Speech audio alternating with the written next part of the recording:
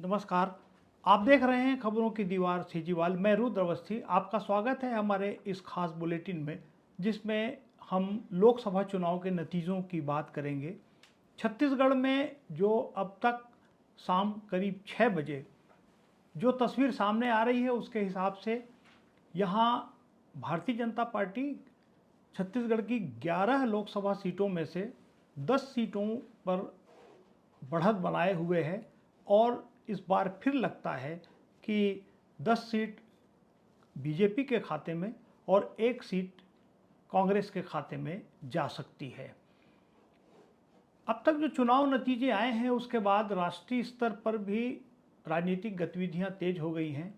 खबरें आ रही हैं कि बीजेपी के राष्ट्रीय अध्यक्ष जेपी नड्डा के निवास पर एक उच्च स्तरीय बैठक हुई है। इस बैठक में केंद्रीय मंत्री अमित शाह और राजनाथ सिंह भी उपस्थित हुए, जिसमें चुनाव के नतीजों को लेकर विचार विमर्श किया गया है।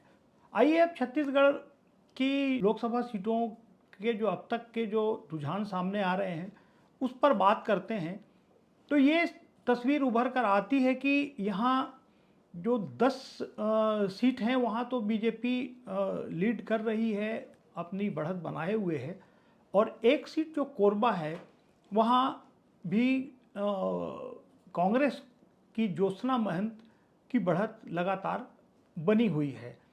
कांकेर की सीट एक ऐसी सीट है जहां पर शुरुआत से ही 20,000 से कम का अंतर रहा है। हालांकि वहां बीजेपी के भोजराज नाग की बढ़त बनी हुई है, लेकिन वीरेश ठाकुर कांग्रेस उम्मीदवार के भी उनसे लगातार ज़बरदस्त मुकाबला कर रहे हैं। और इस समय जो खबरें हैं, उसके अनुसार भोजराज नाग की जो बढ़त है, वो करीब 5,000 के आसपास बनी हुई है। और छत्तीसगढ़ की सीटों पर बात करें तो पूर्व मुख्यमंत्री भूपेश बघेल, जो राजनांदगांव सीट से कांग्रेस के उम्मीदवार के रूप में इस चुनाव मैदान में थे, वे करीब 48,000 वोट से पीछे हैं। अब अंतिम चरण के मतगणना की प्रक्रिया चल रही है। और अगर चुनाव के नतीजों के संबंध में बात करें तो सरगुजा सीट से बीजेपी के चिंतामणि महाराज की जीत करीब करीब तय है। वहाँ पे औपचारिकता, जीत की घोषणा की औपचारिकता ही अभी बाकी है। बाकी सीटों पर देखा जाए तो रायपुर लोकसभा सीट में बीजेपी के बृजमोहन अग्रवाल 5 लाख से अधिक वोट से आगे हैं, जो निर्णायक बढ़त बना चुके हैं। इसी तरह से दुर्ग में बीजेपी के विजय बघेल 4 लाख से अधिक वोट से आगे चल रहे हैं। बिलासपुर और महासमुंद लोकसभा सीट ऐसी है जहां 1 लाख से अधिक की बढ़त हो चुकी है बीजेपी के जो उम्मीदवार हैं।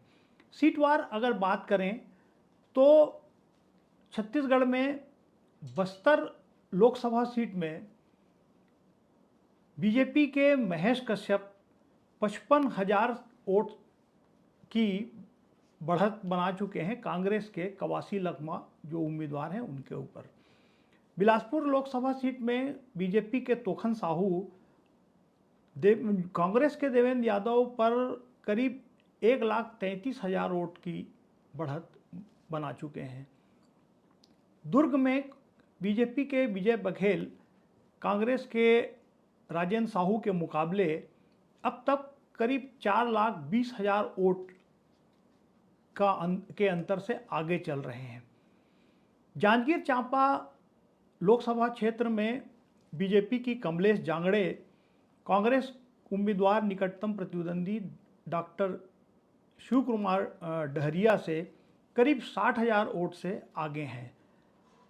कांकेर के बारे में खबर है कि यहाँ बीजेपी उम्मीदवार भोजराज नाग अपने निकटतम प्रतिद्वंदी कांग्रेस के वीरेश ठाकुर से करीब 5,100 वोट से आगे हैं। कोरबा एकमात्र सीट है जहां कांग्रेस को बढ़त मिल रही है। यहां कांग्रेस उम्मीदवार ज्योत्सना महंत बीजेपी उम्मीदवार सरोज पांडे से करीब 34,000 वोट से आगे हैं। महासमुंद लोकसभा क्षेत्र में बीजेपी उम्मीदवार रूप कुमारी चौधरी अपने निकटतम प्रतिद्वंदी कांग्रेस के ताम्रध्वज साहू से 1,40,000 वोट से आगे हैं। रायगढ़ लोकसभा क्षेत्र की बात करें तो यहाँ बीजेपी के राधेश्याम राठिया ने कांग्रेस उम्मीदवार मेनका देवी के मुकाबले 2,40,000 वोट की बढ़त बना ली है। रायपुर लोकसभा क्षेत्र में छत्तीसगढ़ में सर्वाधिक बड़ी लीड नज़र आ रही है। यहाँ बीजेपी की टिकट पर मैदान में उतरे बृजमोहन अग्रवाल ने कांग्रेस के अपने निकटतम प्रतिद्वंदी विकास उपाध्याय के मुकाबले करीब 5,08,000 से भी अधिक वोट की बढ़त बनाई है। राजनांदगांव की सीट शुरू से ही हॉट सीट मानी जाती रही है। यहाँ से कांग्रेस की टिकट पर पूर्व मुख्यमंत्री भूपेश बघेल चुनाव लड़ रहे हैं। उनके मुकाबले बीजेपी के निवर्तमान सांसद संतोष पांडे ने 48,000 वोट की बढ़त बनाई है। इसी तरह जो सरगुजा लोकसभा सीट है वहाँ पर चिंतामणि महाराज ने करीब जीत दर्ज कर ली है। अभी औपचारिकता बाकी है। उन्होंने कांग्रेस उम्मीदवार शशि सिंह के मुकाबले करीब 64,000 से अधिक वोट हासिल किए हैं। ये अब तक की तस्वीर है। इसे देखकर यह माना जा सकता है कि छत्तीसगढ़ में जैसा पहले भी कई चुनाव में हुआ है कि 11 में से 10 सीटें बीजेपी जीती है। लग रहा है कि इस बार बीजेपी अपना यह परिणाम फिर से दोहराने जा रही है और एक बार फिर छत्तीसगढ़ में बीजेपी को 10 सीटें मिलने जा रही हैं। इस बुलेटिन में इतना ही। और अपडेट के लिए हम हाजिर होंगे। तब तक नमस्कार।